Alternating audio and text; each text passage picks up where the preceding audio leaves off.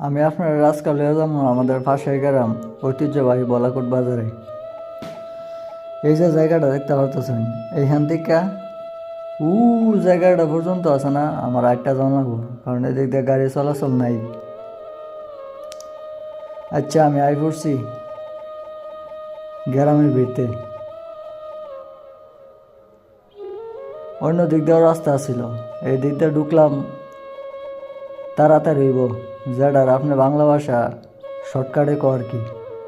আমি এখন শর্টকাটে যাইতাছি গ্রামের ফাতাইরা চুরছি এখন কিছুক্ষণের মধ্যে আই ফুরুন। এই যে কাইতোরা মুড়ে আই ফুরছি,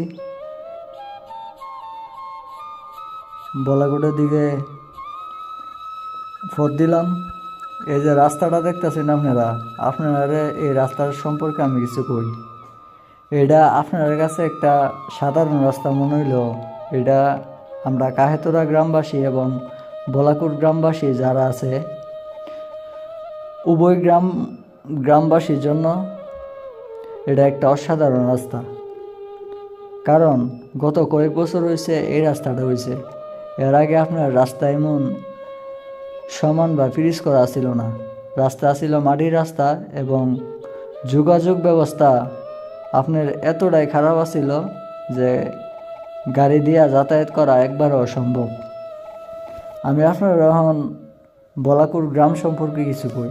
বলাকোট গ্রামের নামটা হয়েছে কীভাবে, আসলে লোকমুখে শোনা যায় যে অনেক বিশিষ্ট ভদ্রলোক নাকি এই গ্রামে বসবাস করত। এই লেগায় এই গ্রামের নাম ভদ্রকূট থেকে বলাকোট নামকরণ হয়েছে।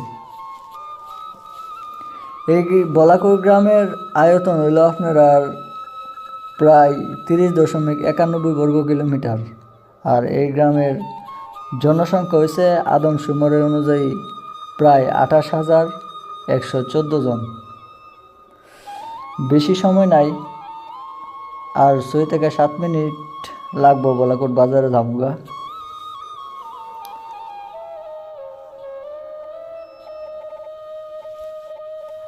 এই যে বলাকোট বাজারে আয় পড়ছি, এখন আমি আপনারা লয়ে যাবো প্রথমে নাসিরনগর উপজেলার সুস্বাদু ঝালমুড়ি ব্যবসায়ী ফারুক মিয়ার দোকানে।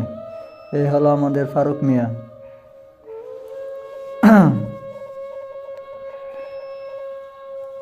এই হলো কাঁচামরিচ গাছ। এখানে আপনার প্রতি সপ্তাহে নানা রকমের মরিচ গাছ পাওয়া যায়। আমি এখান থেকে আপনার কিছু সাদা মরিচ গাছ লইলাম আর কিছু